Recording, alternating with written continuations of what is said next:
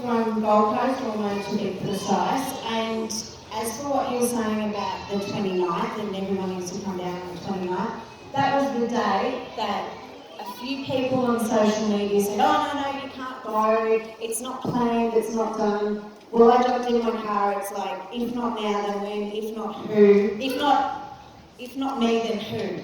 So you've got to do it right now, there's no time to think about it or listen to anyone else or whatever. What my question is to you, so we've been talking about 50% of Australia don't care, don't want to know. My dad's one of them, he's triple jabbed. No matter what I say, what I show him, how many statistics, different platforms, different things I try to explain to him, even he is a former soldier, but even trying to show him soldiers talking about it, ex-police people talking about it, he just doesn't want to know. So my question is, do you or anybody here know an easy way, not to convert them, but just to make them stop and go, let's think about that? As I said, the yellow hats, the only thing to convince the yellow hats is if they risk losing what they value most, and what they value most is a quiet life. And so the fear from behind must be greater, so they think, I'll lose my quiet life if this doesn't change. Okay, and as I said, and that's it. And you can do it if you want to.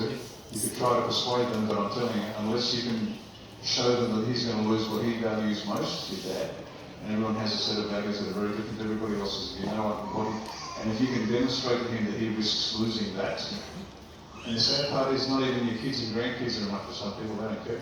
No, that's it. Like, I have shown him video footage, but he's of the belief the government know best.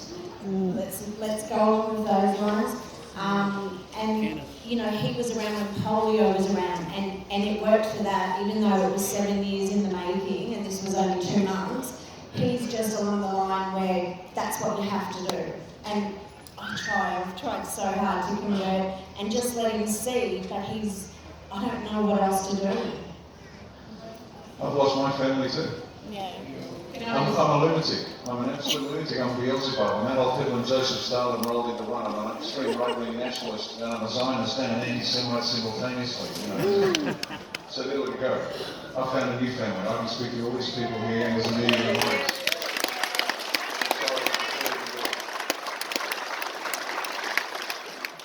Sometimes you just can't convince people. My dad thinks I'm a right-wing conspiracy theorist.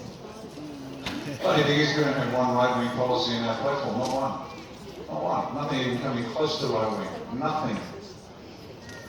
And most of you don't either. You're just good, decent folk that know what's right and wrong. And that's what our policies are based on. Yes, ma'am. Got it. Hey, Riccardo, it's Belinda. I'm from Queensland. Yep. Southern Bay Islands. Southeast Brisbane.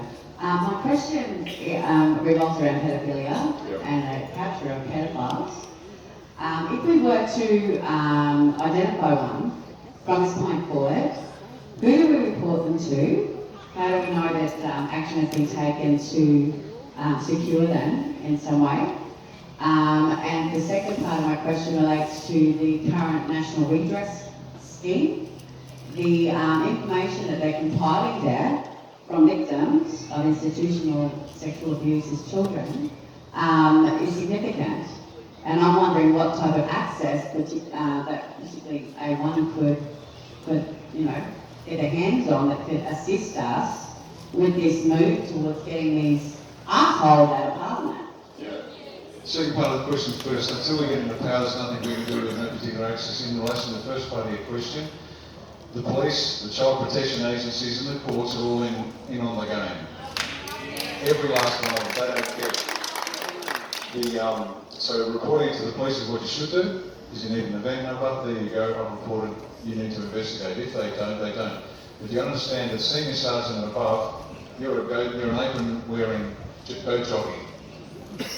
So the junior constables haven't got a clue, but to get up there, you've got to be part of the game, and that's what happens. I won't mention any specific cases, but any number of cases where the police and the child protection agencies actually, it's called farming. The pedophiles call it farming. And the whole system is designed to produce more kids to the pedos. And everybody's in the game. everybody. And that's why I call out the Masonic filth, because that's the means by which the control is exercised on a national level. Internationally, the Chinese Communist Party is the system that they have designed so they can implement that system tested in China and then rolled out across the world. Social credit system. As we're getting down to the detail, if you suspect or know someone, report it, then follow up, but be prepared to push back. Because the local cops will be involved, the local child protection agency will be involved, the whole family law is designed to separate a natural father from the family, to set up a single mum with kids. It becomes difficult, being a single parent stuff. The PO then befriends the mum, pays no attention to the kids, just befriends the mum. Eventually says, look, when the trust is established, they say, look, once you take a break, I bought you a day spa ticket, where you go, he takes the kids off to the zoo. And that's how it works. It's called farming, it's a business, it's an industry, and all the little pieces have to put into place. Easy divorce, separating dads from families. The child protection agency, where they take kids away from parents.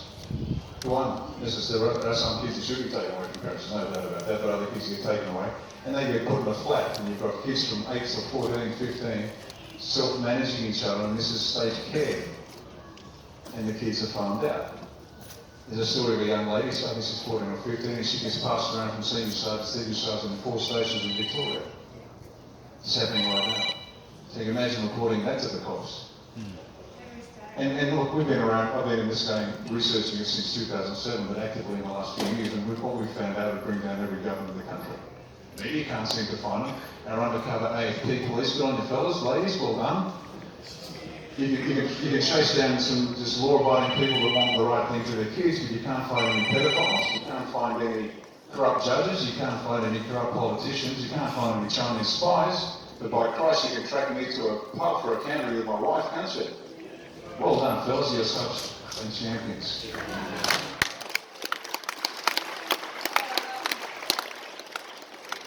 And as I said to those that weren't here at the beginning, at least swap your watch. But no, you've got your small dick, big watch on to prove you're a man. I tell you what, fellas, I'll stay here at the end of the show. Put down your badge and your gun, and let's go for it. But you won't, because you're cowards, aren't you? Every last bloody one of you. And here's a tip: every last one of you will be getting all the sex you want when we push the general population and when we get power.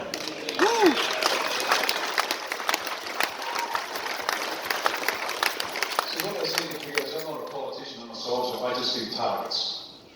I'm not here to negotiate with pedophiles, with crooks, with criminals, with corrupt anybody. I just see targets. And that's what they don't understand. I hope they don't get for a while yet. Okay, next question. We should probably wrap up, Riccardo, so a couple more questions. Yeah, a few more really good ones. Really tough questions. So when you're afraid to ask, like, how I didn't become a Mason. Who wants that? Only got told about 8 years later, by the way, and you found out years later. Okay, everyone, my name's Irish from Western State.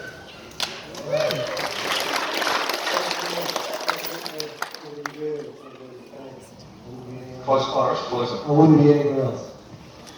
With regard to the CCP and how they have a hold over our country, how they have ownership over our ports, and they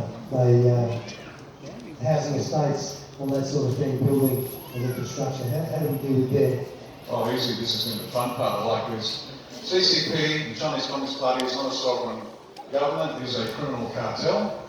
The number 2 man in CCP is the world's greatest coordinator of child sex trafficking.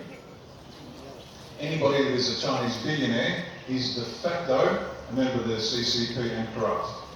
So what we do is this: we're a sovereign nation. The Foreign Investment Review Board allowed the acquisition of Australian assets by foreign people, I believe, I suspect, in a more than corrupt way. So what we're going to do is this: CCP specifically, anything they own in Australia we will acquire. No compensation, because it was stolen from us.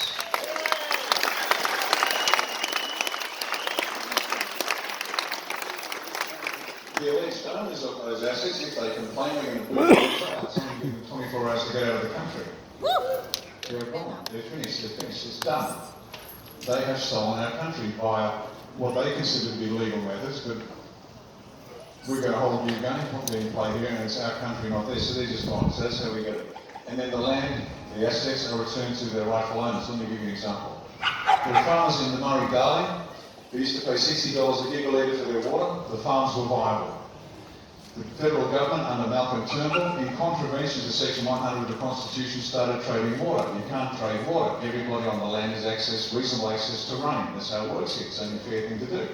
They started keeping them out and they traded water. So people were making money on trading water. So there's Jacko and Morel up in Upper Come to West with their farm, and all of a sudden the water goes from $60 a gigalitre to $600 a gigalitre, and the farm is now unviable. And they look at each other over the kitchen table, 4 generations of farming, they say, Dale, we're going to go. And they sell it for 10 cents in the dollar to a corporation. The corporation takes over, they get a ton of money. Now, did you know you funded 13 privately owned dams? The Australian public has funded 13 privately owned dams. I won't build any dams for you or for Jacko and Morel, but they'll build it for the corporation, and you funded that. And so there's Jacko and Morel, they go into town, and they have to do whatever they have to do to survive. So what we do is this, we take that farm back. It's stolen property, and you know what happens if someone steals your car. You get it back, and the shrunk that bought it doesn't get compensated because it was stolen. So as far as we're concerned, whoever bought that land under false pretenses, under the unconstitutional trading water under a good old mate Turnbull, we say to Jacko and Morel, here's the title deed to your farm, it's yours again. And they say, what do you mean? I said, well, the person that bought it, inverted commas, it was stolen, so no compensation for them. It's your farm, do what you like with it, it's yours again while you go.